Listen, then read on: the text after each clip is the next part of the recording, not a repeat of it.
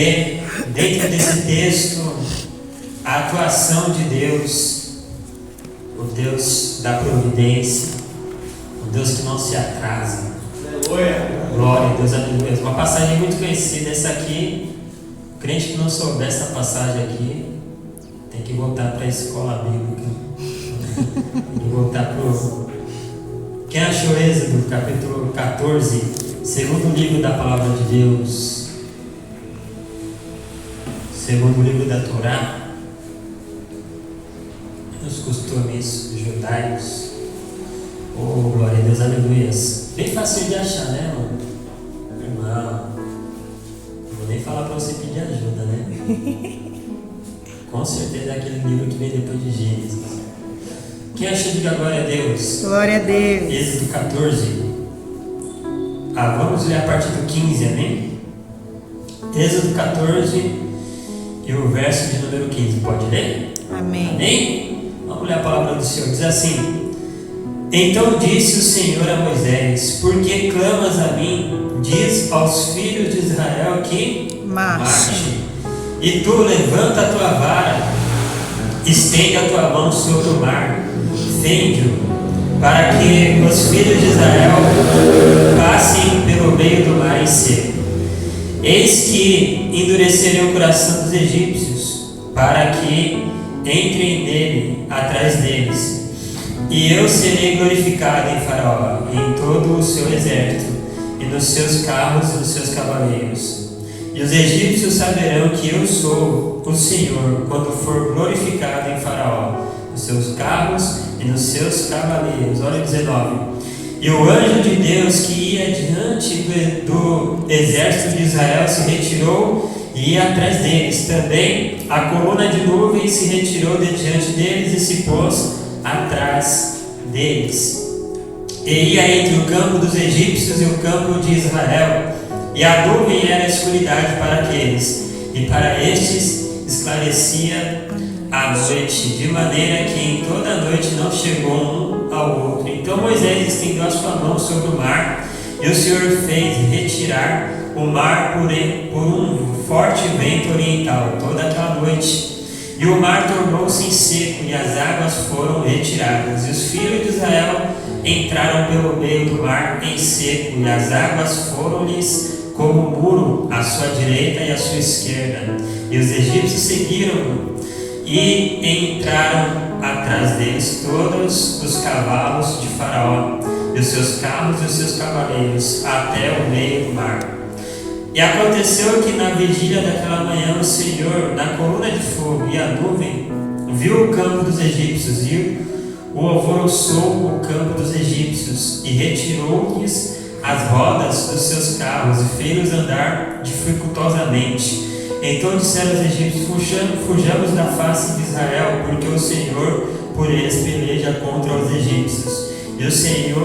E disse o Senhor a Moisés: Estende a tua mão sobre o mar, para que as águas tornem aos egípcios sobre os seus carros e sobre os seus cavaleiros. Amém? Só até aqui. Feche seus olhos, curva sua cabeça, deixa eu fazer uma rápida oração por esta palavra. Meu Deus, meu Pai, aqui foi lida a tua santa palavra, agora ela vai ser ministrada. Antes de mais nada, eu quero te agradecer por este grande privilégio de poder ministrar a tua santa palavra. Espírito Santo de Deus, fale conosco nesta noite. Venha se manifestar mais uma vez, que eu venha diminuir, que eu venha desaparecer, para que só o Senhor possa brilhar mais uma vez diante deste altar. Abençoa a alma de cada um que vai ser alcançado por esta palavra. Repreende toda a distração, toca na mente, Senhor Jesus, abrindo o entendimento e abençoando, Senhor, a compreensão de cada um.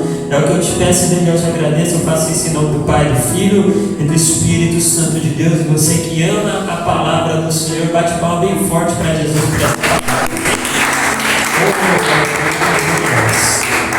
Glória a Deus. Foi uma leitura um pouquinho extensa, mas é para você entender bem o contexto desta passagem, uma passagem bem conhecida, a passagem que diz respeito ao milagre que Deus faz em meio ao mar vermelho. E dentro desta palavra, dentro desta passagem bíblica, tem algumas lições para a gente entender o agir de Deus em momentos difíceis que a gente vai passar nesta vida. E a primeira coisa é essa, é entender que é uma profecia de Jesus, praticamente. Ele declarou: no mundo tereis aflições. Então a gente também tem que entender o tempo que a gente tem vivido. A palavra de Deus fala que os últimos dias seriam dias trabalhosos. Então daqui para frente uma tendência do mundo é ele ficar cada vez pior, cada vez as coisas ficam mais difíceis para quem tenta fazer a vontade de Deus.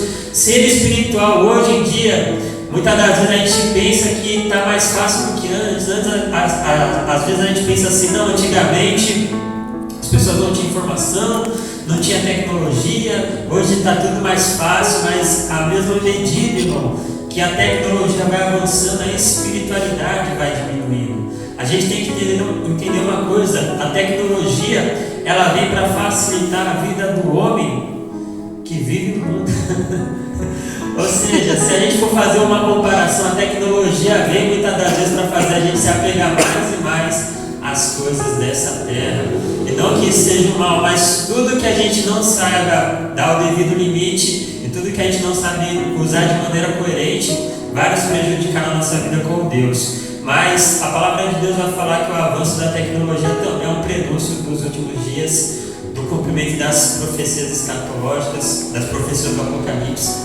E a tecnologia não vem para facilitar uma vida espiritual. É lógico que se você souber aproveitar, isso vai te ajudar e te auxiliar em muitos aspectos. Você usar a tecnologia para ouvir uma pregação, para escutar um louvor.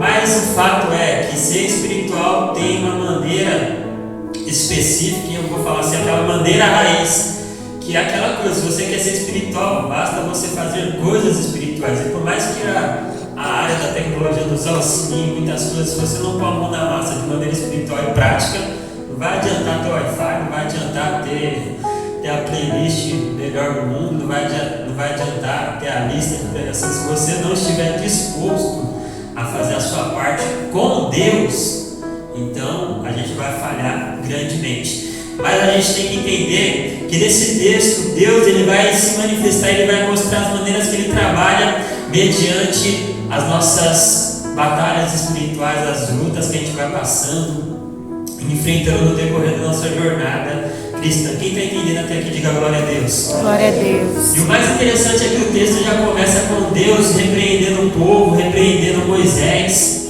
e ele fala assim: por que clamas a mim? E você analisando o texto é uma coisa interessante, porque você vai trazer para o contexto. Então é a mesma coisa que a gente fala assim: Deus está reclamando porque o povo está orando. Clamar a Deus é algo bom ou não? Clamar a Deus é algo bom? Quem acha que é algo bom, diga amém. Amém. Quem acha que clamar a Deus é algo ruim, diga misericórdia. Clamar a Deus é algo bom. E é uma coisa automática na vida, eu não vou falar só do crente, mas na vida do ser humano. É uma coisa automática. Quando a gente passa por um momento de adversidade, qual que é uma das primeiras coisas que a gente faz? A gente começa a fazer o quê? Clamar a Deus. E foi o que o povo fez. O povo está sendo perseguido por Faraó. Aí ele chegou num ponto onde o problema não é mais só uma perseguição, mas é uma barreira. E agora eles têm duas adversidades: uma perseguição que está vindo da parte de Faraó e uma barreira que se chama Mar Vermelho. E eles estão entre a cruz e a espada, eles estão ali nesse fogo cruzado, e eles estão pensando assim: o que a gente vai fazer agora? E o que eles começam a fazer? O que todo mundo faz: eles começam a clamar a Deus, eles começam a invocar o nome do Senhor. Mas aí a gente começa a pensar assim: por que Deus repreende o povo que está clamando? E muitas das vezes a gente não consegue entender esse confronto que Deus faz com os seus servos. A pessoa está passando por um momento de adversidade, a pessoa está passando por um momento de prova, ela está passando por um momento de perseguição, e quando ela acha que as coisas vão melhorar, além da perseguição agora tem uma barreira também. Se tem uma surpresa na vida do crente, é aquela coisa que quando a gente pensa que não pode piorar, o negócio parece que piora. Quando a gente olha e fala assim: não, eu cheguei no fundo do poço agora, não tem mais para onde ficar pior. A gente olha e a gente começa a entender que a gente está mais uma vez enganado, porque na vida cristã uma coisa é um fato: aquilo que está ruim pode sempre piorar, mas a vitória é certa em nome de Jesus. Oh, glória. Mas é verdade, mas às vezes a gente pensa assim: nossa, não dá para piorar, E o negócio fica pior. E nesse momento, o que eles fazem? Eles começam a clamar a Deus. Eles começam a falar com Deus. Mas o que me chama a atenção é por que Deus repreende o clamor. Você já sentiu isso? Você está orando e parece que, além da oração estar subindo, parece que Deus ainda está sendo contra a sua oração. Você está orando, você está clamando a Deus, você está desesperado por causa da circunstância, da situação, e além de às vezes você sentir que a oração parece que não está subindo, ainda parece que Deus está indo contra a sua oração. Deus está repreendendo a oração do povo de Israel. Ele está falando para o povo: por que clamas a mim? Por quê? Porque esse clamor que estava subindo a Deus não era um clamor genuíno, não era um clamor de uma oração onde a pessoa realmente estava ali invocando Deus como um ser soberano, como o seu Senhor.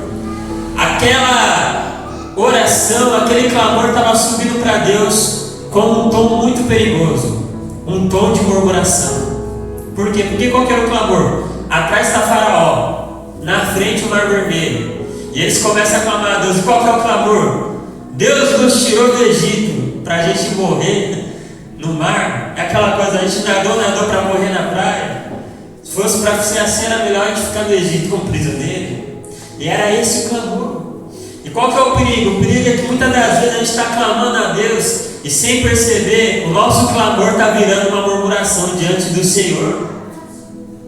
Enquanto isso não muda, porque tem certos clamor que Deus olha. E é melhor a gente ficar no versículo 14. A gente leu a partir do 15, mas no 14 o Senhor fala: cala que o Senhor pelejar por vós. Moisés fala: fica quieto, porque o Senhor vai pelejar por vós. Então tem certos clamores, irmão, que é melhor a gente ficar quieto, porque a própria palavra de Deus diz: até o tolo, quando se cala, se torna sábio. E aí modernizar esse dito popular que hoje, né, seria mais ou menos aquele dito que fala, né, você calado é um poeta. É mais ou menos isso. Então, às vezes, se o nosso clamor subir para Deus, e o pior é que muitas das vezes a gente não percebe que o nosso clamor está virando uma murmuração. Por quê? Porque como é que eu sei que o meu clamor está virando uma murmuração? Quando a minha oração, o meu clamor perde o principal foco. E qual que é o principal foco no clamor? É o meu problema. Qual que é o principal foco no clamor? É a providência que tem que chegar. É por isso que eu estou clamando. Não é esse o foco?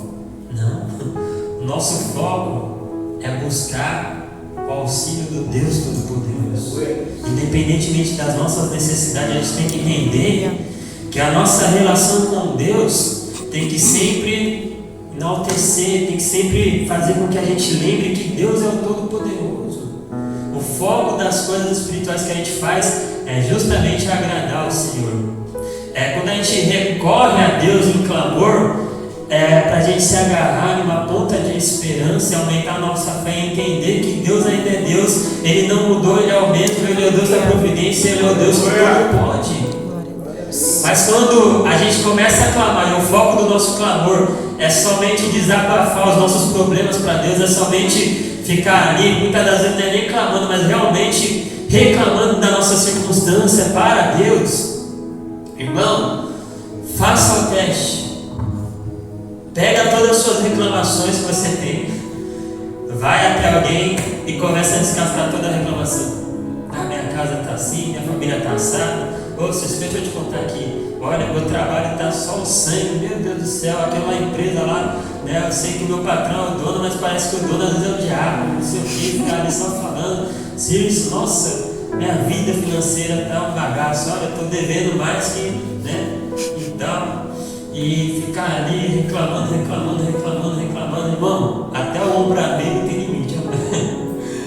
O Cícero pode até não falar na minha cara, mas ele vai chegar ali, né, pro irmão Rubão e vai falar: meu Deus, o pastor Alex só vive reclamando, não aguento mais não. A próxima vez que ele parar comigo na rua, eu falo que eu tenho algo para fazer, que eu estou ocupado, não vou nem querer ouvir. Tá vendo? Irmão, se a gente não tem paciência para ficar escutando reclamação dos outros, entenda uma coisa interessante: Deus também não tem.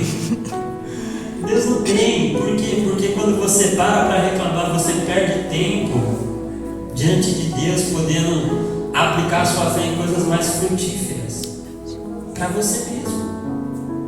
Meu irmão, às vezes é bom você desabafar, às vezes é bom você colocar para fora e falar: Jesus amado, minha vida parece que não vai melhorar, parece que não vai para frente, parece que eu dou, que nem pastor da Universal fala, eu dou um passo para frente e 10 para trás. É assim, daí você fica com aquela, sabe, às vezes é até bom você colocar para fora o que está afligindo o seu coração, isso é ótimo. Só que se a sua rotina fosse só essa, sua vida não vai mudar. O clamor que você precisa fazer não é mostrar para Deus que você tem um problema. Essa aqui, por mais que seja manjada, é a pura realidade. É pegar e mostrar para os seus problemas que você tem um Deus que é bem maior. Então a gente tem que entender isso. Deus, ele olhou do céu e falou: para, por que clamas a mim? O que vocês estão clamando? Ainda. Aí ele fala para Moisés: ora, diga ao povo que marche. E o que isso significa? Marchar na presença de Deus. Marchar não é simplesmente caminhar, mas é a maneira de caminhar em uma postura de guerra. Todo mundo que está marchando significa que ele está em um alinhamento de guerra. Então marchar, você tem que continuar marchando, ou seja, você não pode parar de lutar.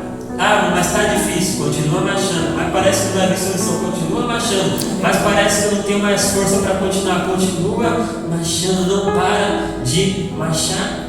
Aleluia. Não para de lutar. E aí tem uma coisa interessante no texto. Por quê? Porque marchar é uma postura de queda. E marchar, quando a gente fala marcha, significa, no termo de uma batalha, de uma guerra, de uma milícia, significa assim: é uma postura ofensiva, é uma postura de ataque. Só que aí, olha só que coisa interessante. Quem que é o inimigo? Aqui o inimigo é Faraó. E aí, Deus olha e fala para o povo: marcha. É uma postura de guerra, é para não parar de lutar, é para ir para cima do problema. Mas nesse enfrentamento, quem que eles tinham que enfrentar? Faraó. Só que eles estão marchando para o lado oposto. E é isso que me chama a atenção no texto. Não é para marchar, não é para ir para cima do problema. Sim, qual que é o problema? O problema é Faraó, é ou não é? Aí já começa a pegar aqueles crentes valentes do Nordeste, não é? Deus mandou ir para cima do problema, a gente vai arrebentar esse satanás do mundo agora. Então, tem umas coisas interessantes. Deus está falando para o povo marchar, mas o marchar de Deus é justamente para ir, né, contra o adversário, não contra no sentido de confronto, mas realmente no sentido de fugir de Faraó, continuar fugindo. Quando eu li esse texto, eu fiquei pensando nisso. Eu falei: poxa vida, se é para marchar, e se Deus é o Deus dos exércitos, e Deus estava com o povo de Israel, por que o povo não se virou para enfrentar Faraó? Por que Deus não, sabe? E aí a gente vai estudar a palavra de Deus, a gente vai pegar ali comentários bíblicos e tal, né? E a maioria dos comentários que você vai ouvir acerca desse texto aqui: não, o povo ainda era um povo escravo, não tinha mentalidade de guerreiro. Irmão, quem tem Deus não precisa ter mentalidade de guerreiro. Quem tem Deus tem tudo, o maior é Deus, não importa qual é o inimigo, o adversário. Prova disso é Abraão com 318, ou 16 se não me engano, fazendeiro, vai para cima do rei que tomou as 5 cidades. Quem ali sabia puxar a espada? Ninguém. Acho que os caras foram com foice, com a enxada. Mas a história vai falar que Abraão também tinha alianças, né? Ele também tinha aliança contra os reis. Mas é porque sempre quando faz esse propósito me chama a atenção, né? Abraão e os 300. Mas a história, que é o fato mesmo, é porque Abraão também tinha aliança contra os reis, mas ali ninguém tinha uma postura de guerra na parte de Abraão. Mesmo assim, Deus deu vitória. Então as nossas condições não tem nada a ver. Se Deus quiser dar vitória, Ele pode dar vitória. E eu fiquei com isso na cabeça. E nos comentários sempre vai falar assim: não, mas é que o povo de Israel era um povo escravo, ninguém tinha ali, né, tática de guerra, ainda não era um povo que era um exército e tal, não sei o que e tal. O povo de Israel por si só já era um povo bem maior que o exército de Faraó. Eles se multiplicaram muito. Um dos medos e dos receios de Faraó era justamente a quantidade do povo. Então, em número, com certeza o povo de Israel era superior do que o exército de Faraó. Então,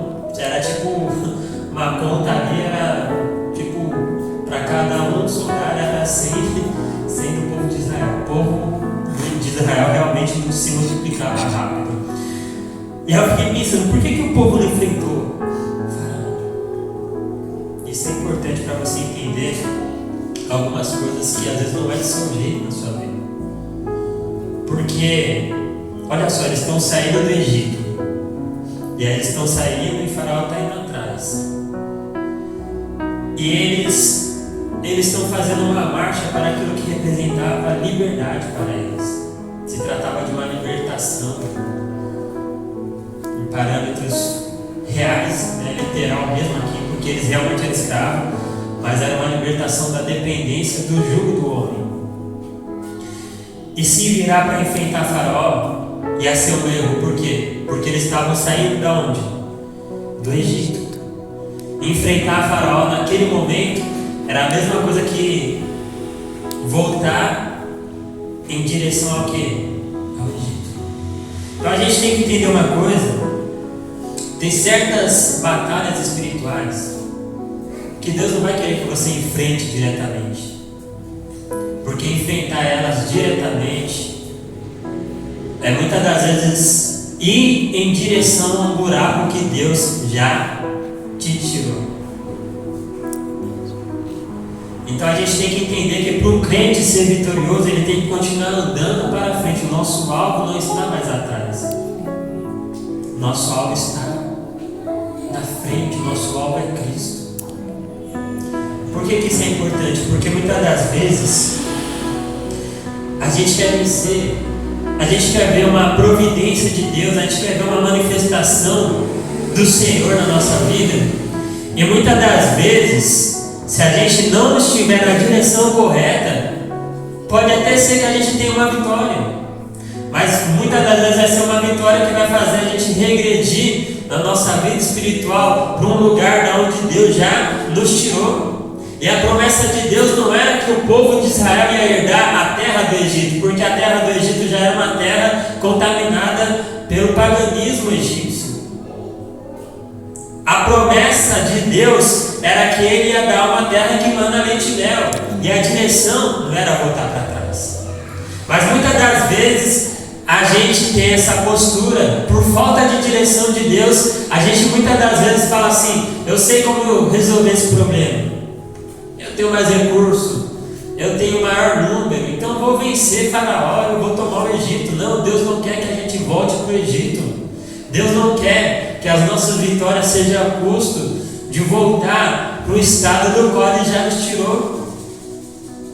A palavra de Deus, um exemplo, não sei se você vai entender isso, mas por exemplo, a palavra de Deus fala assim que a gente tem que andar em novidade de vida, e aí ela fala assim: aquele que rouba, não roube mais. Aquele que não era honesto, seja honesto. Então a gente tem que ter uma mudança no nosso caráter, uma mudança na nossa vida.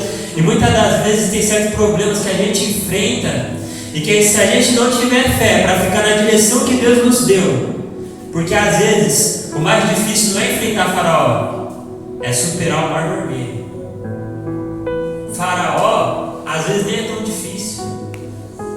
Às vezes Faraó dá mais medo do que o mar. Mas se você parar para pensar, às vezes o problema não é enfrentar Faraó. E na analogia bíblica, Faraó representa uma imagem de Satanás. Muitas das vezes o problema não é enfrentar Satanás.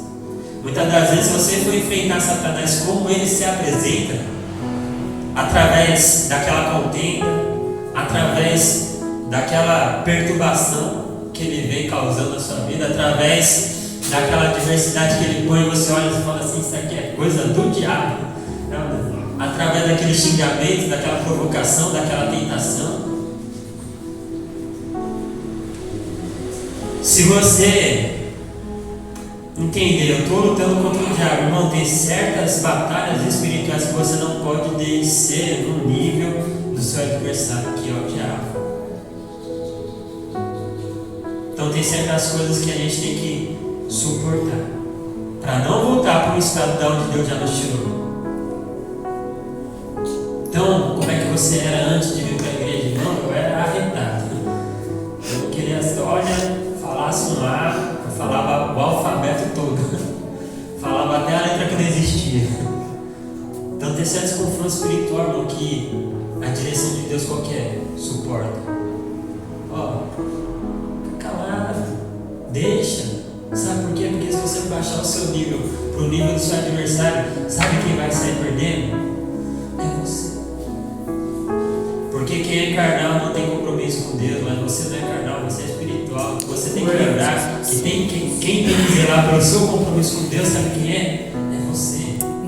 Irmão, mas estão falando mal de mim, falando mal até de Jesus.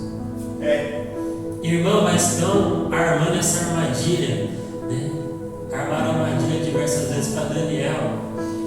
E aí a gente chega num ponto interessante. O confronto mais necessário não era contra Faraó, era atravessar o mar. Por quê? Sabe por quê? Porque, irmão, se você se manter na direção que Deus te deu, Deus ele vai te dar vitória. Pode parecer que não, mas os céus está trabalhando ao seu favor. Não olhe para trás para tentar confrontar Faraó, Satanás. Não perca tempo olhando para trás, irmão. Você tem que continuar marchando para frente. Sabe por que Satanás tenta te irritar? Justamente para você parar de marchar e voltar para trás. Olhar para trás. Qual que é a direção de Deus? Não é para você perder tempo olhando para trás. Aleluia. E aí Jesus vem e fala assim: lembrai-vos da mulher de Ló. Qual que era a direção do anjo? Sai pela campina e não olhes para trás. Mas ela fez o quê? Olhou, virou uma estátua de sal. Todas as vezes que você é confrontado pelo diabo, você perde tempo dando ouvido para aquilo que ele está te confrontando, você está olhando para trás, você está estacionando na fé, você está parando de progredir. E quando isso acontece, a providência que era para chegar na sua vida, ela também fica interrompida. E aí tem um mistério na palavra de Deus. Sempre quando você não perde o foco por causa do diabo, sabe o que acontece? Deus garante a vitória. Sabe de que maneira? Quando você se mantém na direção de Deus na sua vida, e a direção de Deus é para você continuar indo para frente, não é para você parar na sua caminhada da fé. Irmão, tem algo sobrenatural que acontece. Os anjos de Deus trabalham ao seu favor. Aleluia! Eles não parou para ficar perdendo tempo com Faraó. Sabe por quê? Porque já tinha ordem de Deus para os anjos a respeito do povo de Israel. A palavra de Deus vai declarar que o anjo do Senhor se pôs entre o povo de Israel e Faraó, e o anjo não deixava o povo de Faraó se aproximar do povo de Deus. Enquanto você se mantém na direção de Deus, os anjos de Deus vão trabalhar ao seu favor. Daniel não perdeu tempo de oração e continuou na direção que Deus deu para ele. Qual que era a direção que tinha gerado para o coração dele? Eu vou orar até Deus me responder. E isso que é interessante. Entenda uma coisa, irmão, você tem que orar até Deus te responder. Porque uma coisa é certa, quando você ora com fé, Deus ele vai te ouvir. E quando você tem uma vida de oração, você começa a entender essas coisas. Porque quando a gente ora e sabe que Deus está nos ouvindo, a gente sente uma confirmação no nosso espírito. É aquela famosa coisa que a gente fala assim: nossa, Deus recebeu a minha oração. Mas irmão, não se conforme só em orar até Deus receber a sua oração. Você tem que orar até Deus responder a sua oração. Por quê? Porque Daniel orou. E a partir do primeiro dia que Daniel orou, Deus já tinha ouvido a oração dele. E ele sabia que Deus já tinha ouvido a oração dele. Mas qual que era o propósito dele? Eu não vou orar para Deus me ouvir, eu vou orar para Deus me responder. E ele orou até a resposta chegar. Já pensou se ele esmorece na fé e olha assim: nossa, já estou orando há 19 dias, nada aconteceu ainda. Será que Deus não estava ouvindo ele? Tinha certeza absoluta que Deus estava ouvindo ele. E quando a gente tem certeza absoluta que Deus está ouvindo as nossas orações, sabe o que acontece? A gente não para de orar. Quando a gente não tem essa certeza, qualquer coisa para a gente parar de orar. Mas quando a gente tem certeza que Deus está ouvindo a nossa oração, a gente não para de orar. A gente faz o nosso propósito até o final, porque a gente sabe que Deus está nos ouvindo. Enquanto Daniel ficou na direção que Deus deu para ele, sabe o que estava acontecendo no mundo espiritual? Os anjos estavam lutando a favor de Daniel. Eles estavam enfrentando as potestades espirituais da maldade. Deus estava dando vitória. Então, irmão, uma coisa interessante. Continua marchando. Você quer ver a providência de Deus na sua vida? Não para de marchar. Saiba selecionar o inimigo que você tem que vencer. E aí a gente entende uma coisa: Satanás já não é um derrotado? Ele já é um derrotado ou não é? Então põe ele no lugar dele. E use a sua fé acerca dele como ele é um derrotado. Porque às vezes a gente se preocupa muito com o barulho que ele faz e se esquece que a gente tem barreiras para vencer. Não se preocupe com o barulho do diabo. O silenciador dele já está assinado. O silenciador dele se chama Jesus Cristo. Enquanto o sangue de Jesus estiver na sua vida, o diabo não vai ter poder contra você. Creia nisso. E aí, sabendo disso, você tem que focar naquilo que você precisa focar, nas barreiras espirituais que ele está colocando, porque o diabo é assim. Ele grita de um lado e põe uma armadilha do outro. Só que aí, se você se preocupar só com o barulho que ele está fazendo, você cai na armadilha. Ele usa a lei da distração. Se você se distrair com a tentação, se distrair com a afronta, se distrair com a fofoca, se distrair com a mentira, se distrair, sabe, com a tentação ali, você não vai entender as barreiras que ele está colocando na sua vida. Você não vai entender as armadilhas que ele está armando contra você. E aí você vai se preocupar muito mais com o que estão falando acerca de você do que com vencer as barreiras espirituais que ele está colocando na sua vida. Você vai ficar preocupado muito mais como as pessoas estão te vendo do que como você tem que agir para vencer as barreiras que ele está colocando contra você. Quem está entendendo isso, diga glória a Deus. Glória a Deus. Então entenda isso. Continua na direção que Deus te deu. E tem uma coisa muito clara no texto: a direção que Deus dá nunca é uma direção para a gente parar. Para, fica aí um pouquinho de boa. Não, ele fala para a gente parar de reclamar, para a gente parar de murmurar, para a gente parar de fazer aquilo que desagrada a Ele. Agora, marchar, continuar seguindo na fé com Jesus, Ele nunca vai falar para a gente parar. Então a direção de Deus não é dar um tempo, não é parar, não é tomar um ar, não, para ver se as coisas melhoram, não. A direção é continuar marchando. Quando a gente faz isso, os anjos do Senhor trabalham ao nosso favor. Só que aí, ele fala para Moisés: Moisés, levanta a sua vara, o cajado. O que isso significa? A vara ou o cajado são sinônimos de autoridade. Figura que eles usavam para interpretar isso era a figura do pastor de campos, pastor de ovelha. E o pastor conduzia o povo através da vara, através do cajado. Representava a autoridade. Então, dentro do texto, Deus está falando para Moisés: olha, usa a autoridade que eu já coloquei em você.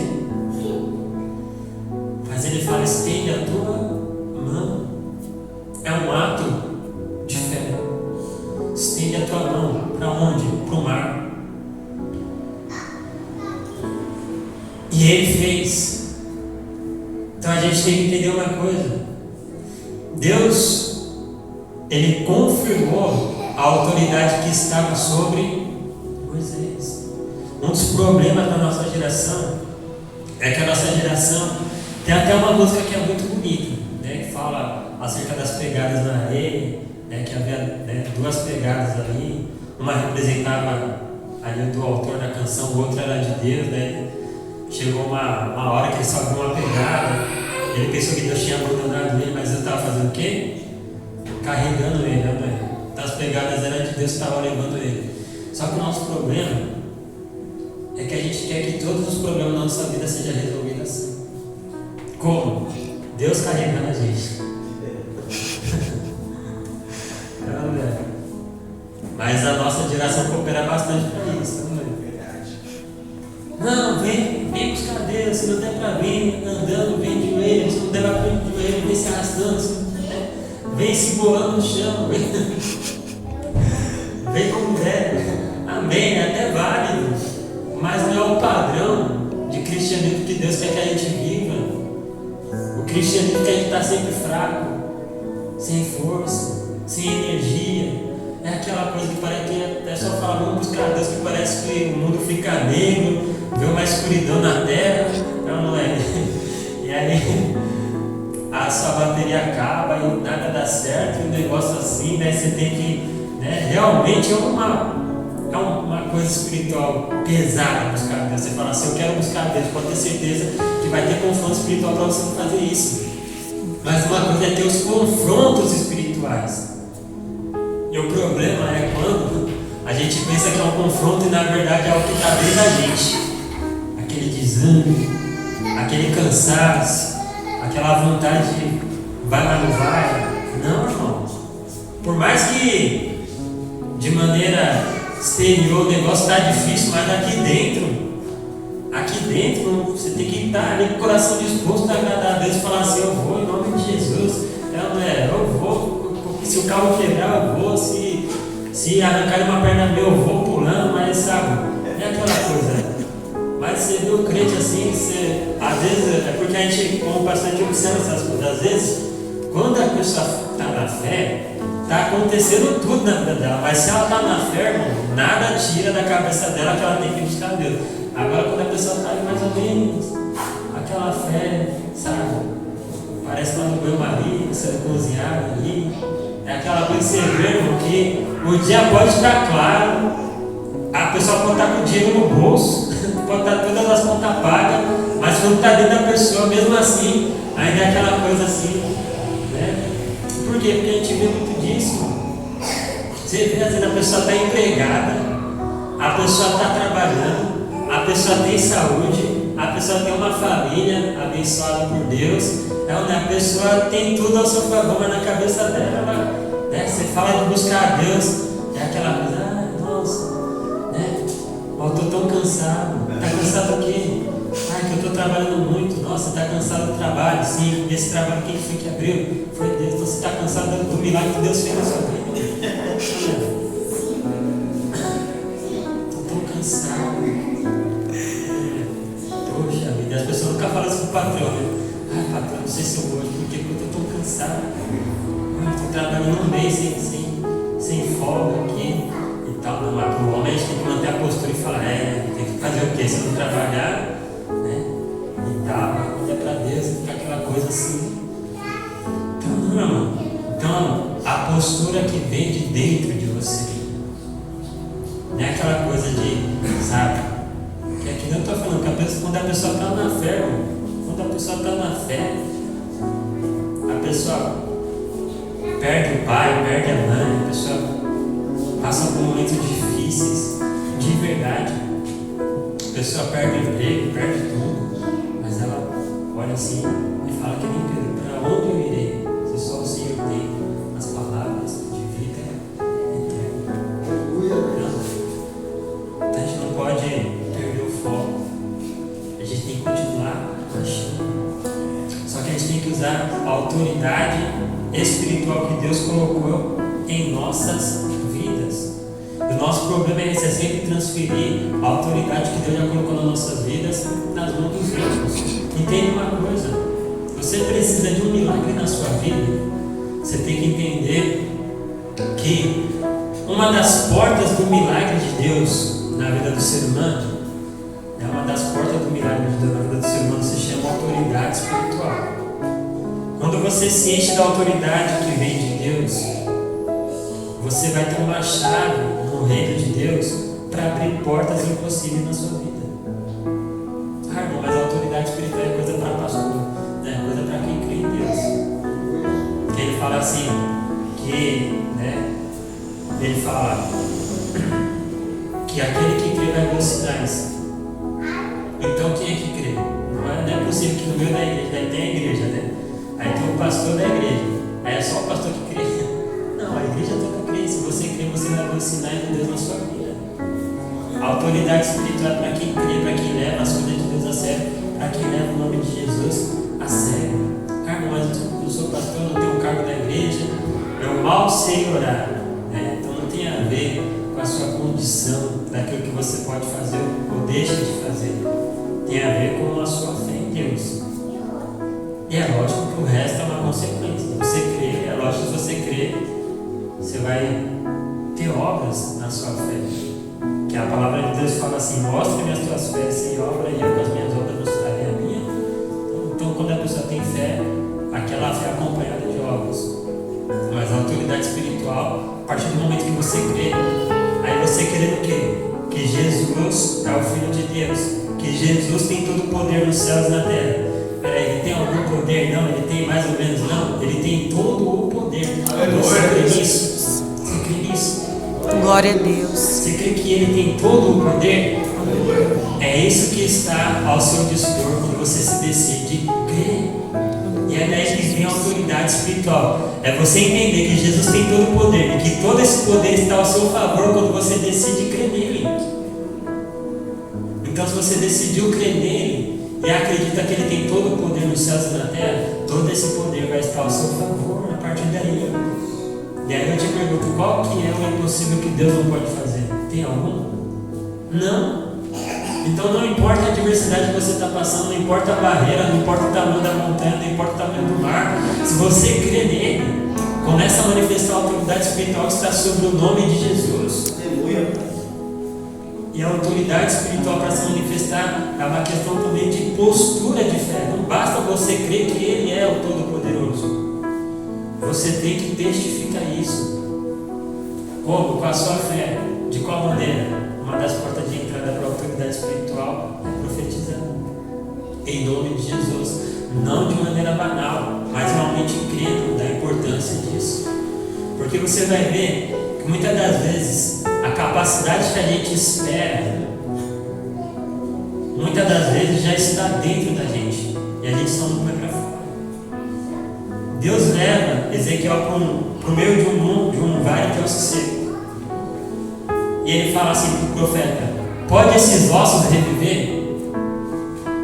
E o profeta, querendo tirar o dele, fala assim: Senhor, tu sabes. E Deus fala para ele: profetiza. Aí eu te pergunto: Deus desceu no vale? Deus foi lá no vale fazer aqueles ossos ressuscitar? Qual o momento da passagem que Deus desceu lá no vale e cutucou os ossos e falou: bora, vamos levantar, bora, levanta? Não. Sabe quando é que os ossos começaram a ressuscitar? Quando o profeta fez o quê? Quando ele profetizou. Quando ele usou a autoridade que Deus colocou nele. Profetiza. Sabe quando é que o mar se abriu? Quando Moisés usou a autoridade que estava sobre ele, quando ele estendeu as mãos, quando ele usou a glória. Sabe quando é que a sua vida vai mudar? Quando você começar a usar a autoridade espiritual que está dentro de você. Começa a usar, profetiza. O profeta começou a profetizar, e assim como ele ia profetizando, porque era uma profecia que vinha da direção de Deus na vida do profeta, as coisas começaram a mudar a favor do profeta, a favor do povo de Israel. Então, irmão, profetiza. A profecia não tem a ver, sabe, com um pensamento positivo. Não é você começar a falar: não, vai dar tudo certo, vai dar tudo certo. Não. É profetizar. Então você tem que entender o momento que você está vivendo. E qual que era o momento? A barreira espiritual que eles estavam enfrentando, a barreira, a gente diz como espiritual para a gente que está lendo o texto, mas a barreira que eles tinham diante deles era o Mar Vermelho. Como é que eles iam passar por aquele mar? Através da autoridade de Deus sobre a vida de Moisés, o Mar Vermelho se abriu. Então você tem que usar a autoridade de Deus que está sobre a sua vida e profetizar, determinar. Quando Jesus vai ensinar acerca da autoridade espiritual, tem a ver com ordenança espiritual, entender que a palavra de Deus que está sobre você é acima de qualquer adversidade. Ou seja, o que é profetizar? O que é usar autoridade? É sujeitar as adversidades que você tem passado à verdade que há na palavra do Senhor, que Ele é maior que tudo. Pronto, acabou. Então profetiza sobre a dívida, profetiza sobre a crise que você está passando, profetiza sobre qualquer adversidade que você está enfrentando, qualquer barreira que tem vindo sobre a sua vida. Você tem que sujeitar os seus problemas à autoridade que há no poder do nome de Jesus. Ele é um nome que está sobre todo nome, e sobre o nome dele tudo se sujeita. Então você tem que entender que isso está ao seu favor. Use a autoridade de Deus. E por último, por que Deus se manifesta? Para a gente encerrar. Por que Deus se manifesta? Porque Ele tem um propósito. E o propósito, né? Ou seja, o resultado, tem um resultado de Deus na sua vida. E tem um resultado de Deus que diz respeito ao próprio Deus. Qual que é o resultado de Deus na sua vida? É você ver o milagre acontecendo. É você ver que o mar vai se abrir. É você ver que Faraó vai ser derrotado, envergonhado. Mas isso tudo também tem um resultado no caráter e na pessoa de Jesus, de Deus. O que move os milagres no mundo espiritual? Toda vez que Deus faz um milagre no mundo espiritual, o milagre que Ele fez serve para glorificar o nome do Senhor. Aleluia, Jesus. Então você tem que entender isso. Você tem que começar a almejar milagre. Mas para quê? Porque é uma oração, né, que muitas das vezes a gente faz e me inspira muito. Ou quando eu faço, quando eu ouço alguém fazendo esse tipo de oração, isso me inspira muito. Quando as pessoas clamam por um milagre de Deus, e quando elas falam assim: Senhor, opera esse milagre, para que esse povo venha ver que o Senhor é Deus. Essa é a palavra desse poder, para você ver se o Deus vai se manifestar. Irmão, eu creio que isso é um tipo de oração que faz Deus se levantar do trono, não é? Eu fico imaginando, eu sei que talvez não seja assim, mas eu fico imaginando, já pensou? Você está lá com aquele boleto da Casa Bahia, aí você fica pensando: o que Deus vai dar ouvido para mim falando da Casa Bahia? Aí você está com aquele boleto assim, você fala: Jesus, me ajuda a pagar essa dívida e tal. Você começa a falar: Deus, eu acho que Deus, na misericórdia dele, olha assim, olha para o arcanjo e fala: arcanjo, vai lá e faz um milagre na vida dos seus. Aí quando você vai terminando a oração, você fala assim: Jesus, me ajuda a vencer, porque para a gente isso é um gigante, né? Me ajuda a vencer esse gigante, para que o teu nome seja glorificado. Meu irmão, eu acho que Deus olha assim e fala para o arcanjo: arcanjo, segura aí, pode deixar que agora quem vai descer sou eu. Acho que é mais ou menos assim. Quando você clama para o nome do Senhor ser glorificado, acho que Ele tem prazer de responder a sua oração. Eu tenho certeza. Ele olha para o arcanjo e fala assim: não, espera aí, é para o meu nome ser glorificado, então nada mais do que eu fazer. Ele vem e se manifesta na terra. Ele se manifesta na terra. Então, irmão, almeje do seu coração. Você precisa da providência de Deus? Tenho certeza que sim. Mas entenda um dos focos espirituais. O mais importante: essa providência tem que se manifestar para quê? Para que o nome do Senhor seja glorificado. Aleluia. A sua vida. As pessoas veem que Deus existe através de você. Elas não olham e falam assim: como é que você conseguiu? Aí você enche a boca e fala assim: é milagre de Jesus. Glória a Deus. Aí você tem que ter esse foco e não sair desse foco. Porque olha, tem uma coisa que é perigosa. Né? Como é que você conseguiu? É porque, sabe, eu sou uma pessoa muito aplicada, então assim. Perdão isso, né? Ele vai olhar pro diabo. Aí ele olha pro diabo e fala assim: Satanás, pode tocar de novo. Ele estava falando que ele conseguiu porque ele é o cara que. Então tá bom, então agora é só você e o Satanás. Vai lá, se vira, né? Grande homem. Então, a humildade vai sempre fazer a gente saber que o Senhor é o Senhor. E vai fazer você glorificar a Deus em todas as circunstâncias da sua vida. Em nome de Jesus. Então use a autoridade. Não, a gente tem que se juntar em oração, lógico. Né? Até um estudo que eu estou fazendo. Se a gente for parar para estudar a Bíblia, sendo um pouquinho do contexto, a gente vai ver que manifestação de oração muitas das vezes acontece quando 2 ou 3 se reúnem em oração. Isso é muito importante. Mas hoje em dia a gente está vivendo o evangelho do cada um por si, né? Você ora, a gente ora aqui, né? Parece que a igreja entrou no sistema do Covid, cada um no seu quadrado. Não, vamos se juntar aqui junto, tem muita barreira que cai mais rápido. Mas tem autoridade espiritual sobre a sua vida e você não pode deixar de exercer ela. Profetismo. Se você entender o peso no mundo espiritual que as suas palavras têm, porque você é servo de Deus, você vai começar a entender uma coisa: a nossa fé modela o mundo ao nosso redor. Lá no seu trabalho no inferno, começa a usar a fé lá, que aí você vai levar um pedaço do paraíso com você toda vez que você for para aquela empresa. Aleluia. A sua casa é um peso espiritual, começa a usar a fé lá. Toda vez que você usar, você vai trazer um pedaço do céu para dentro da sua casa. Não importa qual seja a casa, irmão. Ah, mas eu moro dentro do terreiro de Macumba, irmão. Então, pode esquecer. Lá vai começar a ser a casa do céu de Deus. Em nome de Jesus. Aleluia. Você vai levar o céu para lá. Em nome de Jesus. Toda vez que você usa a fé, você modela o mundo ao seu redor. Ah, irmão, mostra isso na Bíblia. Você quer que eu veja o texto de novo? Tinha um mar vermelho na frente do povo de Israel. Por causa da fé de Moisés em Deus, o mar se partiu no meio. Aleluia. É que eu te provo mais que a sua fé tem poder de modelar o mundo ao seu redor. Não importa o que você tem passado, a sua fé é superior. Aleluia. Creia nisso. Em nome de Jesus. Se apegue em Deus e Ele vai fazer coisas grandes na sua vida. Quem crê, diga glória a Deus. Glória a Deus. Você que recebe essa palavra, bate palma bem forte para Deus.